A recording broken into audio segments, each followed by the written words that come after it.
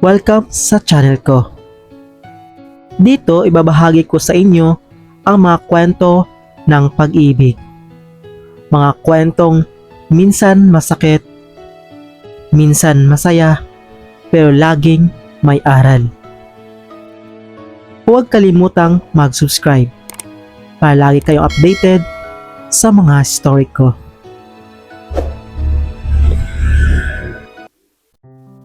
Dear Kuya Pam, magandang araw sa iyo at sa lahat ng mga avid listeners mo.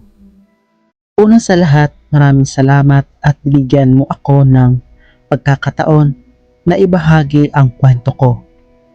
Hindi ko alam kung paano ko sisimulan ito, pero sana kapag narinig ng iba, may matutunan sila sa naging karanasan ko.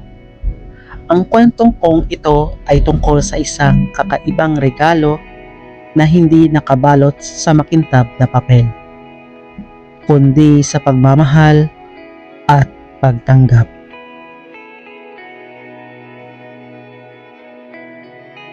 Lumaki akong mahiyain, Kuya Pam. Hindi ako sanay makihalubilo at mas gusto ko pa ngang magkulong sa kwarto, makinig ng musika o magbasa ng libro. Pero nagbago ang lahat ng iyon nung dumating si Renz. Nakilala ko siya isang buwan bago magpasko. Simple lang ang lahat. Nasa Christmas market ako noon, bumibili ng puto bongbong nang bigla siyang lumapit. Nakangiti siya, may dala-dalang mainit na tsokolate at sinabi, "Mukha kang giniginaw. Hatiin natin to." Doon nagsimula ang lahat. Mula noon naging madalas ang pagkikita namin. Magkaiba kami. Siya ay palabiro, maingay at palakaibigan. Ako naman ay tahimik at laging nag-iisip bago magsalita. Pero sa kabila ng aming mga pagkakaiba, may koneksyong nabuo na hindi ko may paliwanag. Isang beses umuulan ng malakas habang pauwi kami.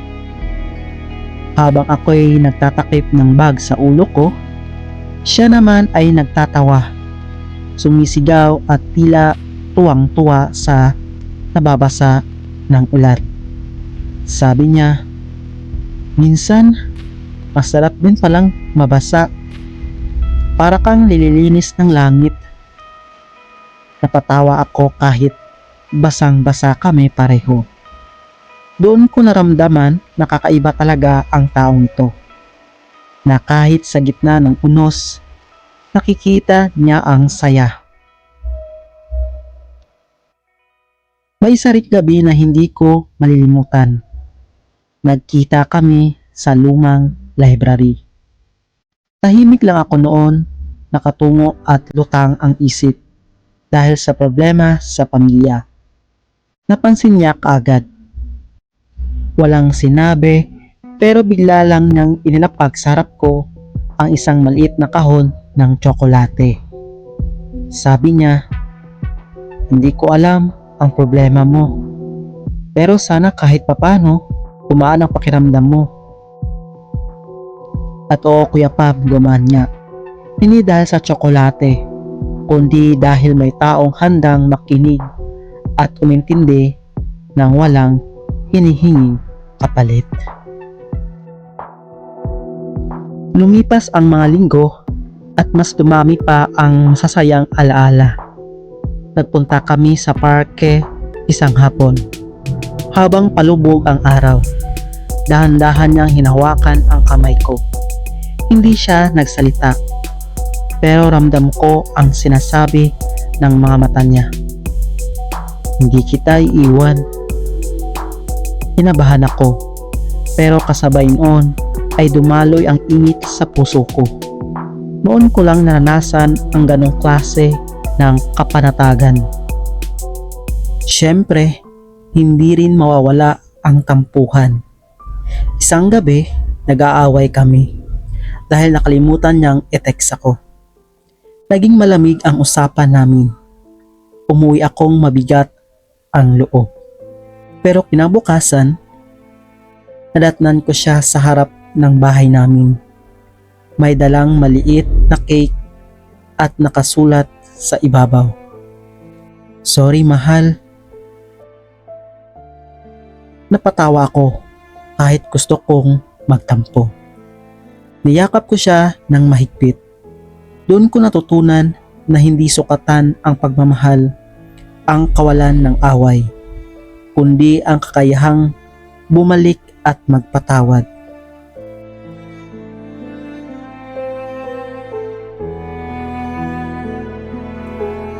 May isang eksena ring hindi ko malilimutan.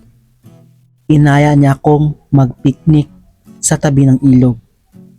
Naglagay siya ng banig, may dalang pagkain at may mga maliliit na ilaw na parang bituin. Habang kumakain kami, bigla siyang nagsalita. "Di ako mayaman. Wala akong magarabong regalo. Pero sana tanggapin mo ito." Pagtingin ko, iniabot niya ang isang maliit na kwaderno. Sa loob, nakasulat ang mga araw na magkasama kami. Mula sa unang pagkikita hanggang sa mga simpleng lakad, may mga doodle pa siya ng mukha namin. May mga notes na mga linyang nabitawan namin. Para sa iba, baka simpleng notebook lang iyon. Pero para sa akin, iyon ang pinakamahalagang regalong natanggap ko. Dumating ang mismong Pasko, magkasama kami nagsimbang gabi. Habang pinapanood ko siyang nakapikit at nagdarasal, bigla akong napaiyak. Doon ko na lang na-realize kung gaano siya kahalaga sa buhay ko. Sabi niya na makita akong umiiyak, "Uy, bakit ka umiiyak? Hindi pa naman tapos ang misa." Napatawa ko sa gitna ng luha. Sagot ko, "Kasi ngayon lang ako nakaramdam na hindi ako nag-iisa." Kuya Pam, siguro ito ang ibig sabihin ng kakaibang regalo. Hindi ito nakabalot sa kahon, hindi rin mabibili. Ito yung pasensya ng taong handang samahan ka sa lahat ng sitwasyon, masaya man o malungkot. Kay Renz, natutunan ko ang pagmamahal ay hindi tungkol sa perpektong moments, kundi sa kakayahang magpatawad, magpasensya at manatili. Ngayon, habang sinusulat ko ito, hawak ko pa rin yung maliit na kwaderno na ibinigay niya. Naluma na ang mga pahina, pero sariwa pa rin ang alaala. At sa bawat pagbuklat ko, paulit-ulit kong naalala na minsan ang pinakamagandang regalo ay yung taong dumating sa oras na akala mo wala ka ng asahan. Kuya Pam, sana kapag narinig ito ng mga manonood mo, maalala nila na ang totoong pag-ibig ay hindi nasusukat sa mamahaling bagay, kundi sa simpleng pagkalinga at pagtanggap. Kung sino man ang makikinig nito, gusto kong iparating na huwag kayong natakot magmahal. Dahil minsan, sa isang simpleng ngiti o haplos ng kamay, doon nagsisimula ang kwento ng kakaibang regalo. Maraming salamat Kuya Pam sa pagbibigay buhay ng kwento ko. Sana'y magbigay inspirasyon ito sa iba. Lubos na gumagalang, isang nagmamahal.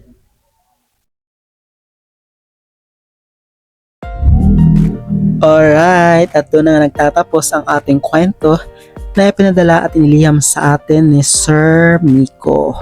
Maraming salamat Sir Miko sa iyong pagliham at sa napakaganda at inspiring na kwentong love story. So napakaganda ng kwento niya, no. Sa iba nakokornihan sila, pero hindi yun ang magiging pananaw ng taong tunay nagmamahal. Okay? So, keep it up sa inyong dalawa at God bless at natagpuan nyo ang pagmamahal sa bawat isa.